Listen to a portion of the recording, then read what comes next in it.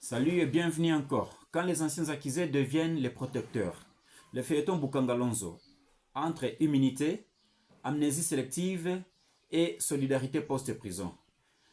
Imaginez une grande scène politique congolaise avec des personnages clés.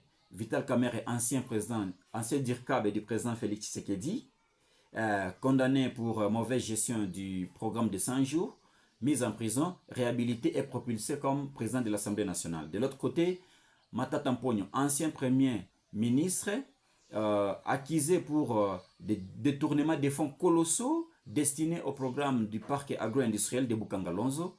Et aujourd'hui, un projet qui était censé révolutionner l'agriculture congolaise, mais devenu un symbole de gâchis et d'échec économique. Et là, surprise, Kamerhe monte au créneau pour défendre Matata Mponyo, accusant la Cour constitutionnelle de bafouer l'immunité de son collègue.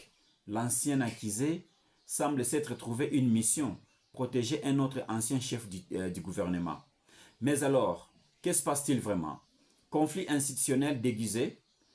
Kamerhe s'attaque à la Cour constitutionnelle et il est en train de protéger son collègue Matata Mponyo.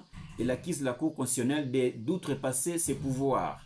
Mais est-ce vraiment une question de respect de la loi ou plutôt une volonté de freiner une justice devenue trop indépendante à son goût?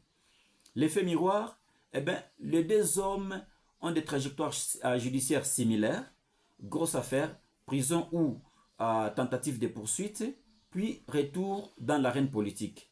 Il y a peut-être là une forme de solidarité entre survivants du système judiciaire, comme un pacte implicite. Alors aujourd'hui, c'est toi, hier, c'était moi. Et la fragilité de l'état de droit, cette affaire met en lumière un paradoxe. L'immunité parlementaire devient un bouclier à géométrie variable, activé selon les alliances et les intérêts du moment. La séparation des pouvoirs, elle vacille au gré des discours. Et au fond, qu'est-ce qu'on apprend? Que la justice en RDC tente de s'affirmer, mais reste tributaire du poids politique et de ceux qu'elle poursuit. Et que les alliances post-judiciaires deviennent un levier politique puissant. Et le peuple congolais, abandonné à son triste sort, il ne sait pas à quel sens se vouer. Merci de nous avoir suivis et restez branchés pour d'autres détails. Bye.